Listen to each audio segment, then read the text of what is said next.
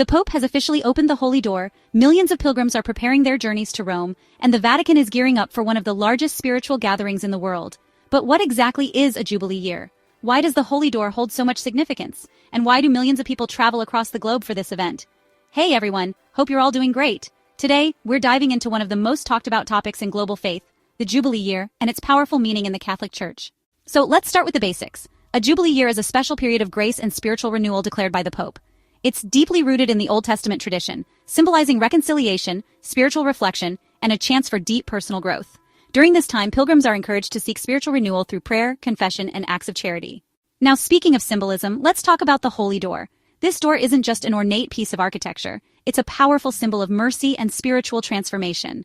Traditionally sealed shut, it's only open during Jubilee years, and walking through it represents leaving behind spiritual shortcomings and stepping into grace. Each of the 4 major basilicas in Rome has one, but the Holy Door at St. Peter's Basilica is by far the most iconic. Moving on, how often does this all happen? An ordinary Jubilee year occurs every 25 years, but the Pope can declare an extraordinary Jubilee whenever he feels it's spiritually necessary, like Pope Francis did with the Jubilee of Mercy in 2015. Now let's answer another big question. Why do millions of people flock to Rome for this event? Rome is the spiritual heart of Catholicism, and during the Jubilee, it becomes a global hub for sacred rituals, papal masses, and life-changing pilgrimages.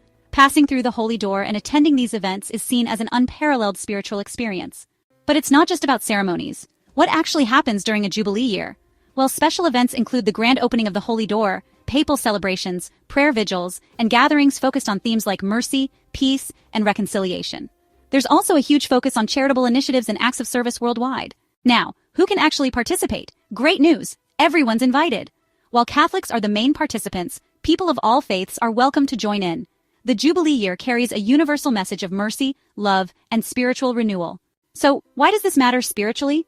The Jubilee year offers pilgrims the chance to receive spiritual blessings and renewal, emphasizing inner transformation, reconciliation with others, and a renewed commitment to living with kindness and purpose. But how does the Pope decide when to announce a Jubilee year?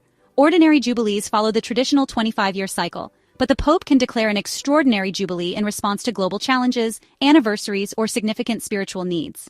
The Jubilee year traces its roots to the Old Testament book of Leviticus, where it was described as a time for relief, restoration, and renewing commitments to faith and community. The first Catholic Jubilee was introduced by Pope Boniface VIII in 1300, and it has since evolved into one of the most important traditions in the Church.